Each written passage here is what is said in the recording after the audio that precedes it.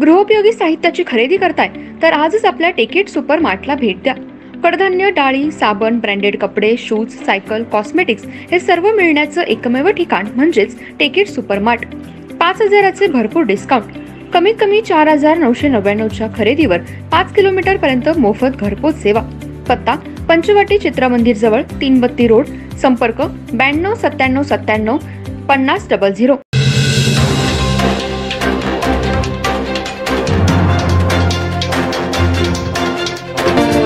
नमस्कार, मी तेजस्विनी मगदूम। एम मराठीमध्ये आपल्या सर्वांचं स्वागत आहे। पाहूया ठळक घडामोडी। इचलकरंजी शहर परिसरासह ग्रामीण भागात वादळी वाऱ्यासह पावसानं जोरदार हजेरी लावली।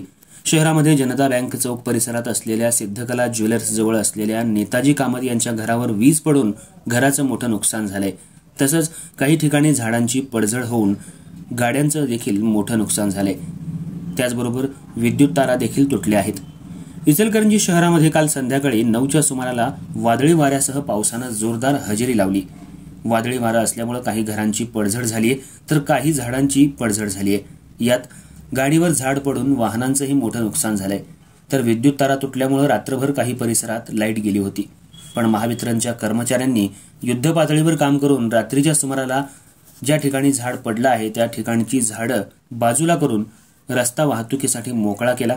तसंच जनता बँक चौक परिसरात असलेल्या सिद्धकला ज्वेलर्स जवळ राहणाऱ्या नेताजी कामत यांच्या घरावर वीज पडल्यामुळे घराला तडे गेले आहेत। तर ज्या ठिकाणी वीज पडली आहे त्या ठिकाणी घराची भिंत काळी पडली आहे, तर भिंत एका बाजूला फुटून त्यातल्या विटा बाजूच्या घरावर पडल्या आहेत।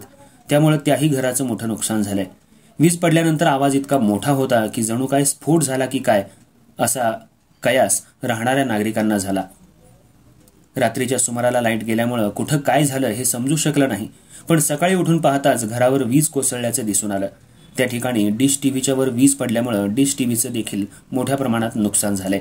तसंच इतर भागांमध्ये झाडं मोठ्या प्रमाणात पडली आहेत, तर काही घरांचे पत्रे उडून गेले आहेत। त्यामुळे मोठं नुकसान झालंय। प्रशासनाकडून मदत मिळावी अशी मागणी सध्या जोर धरू लागली आहे।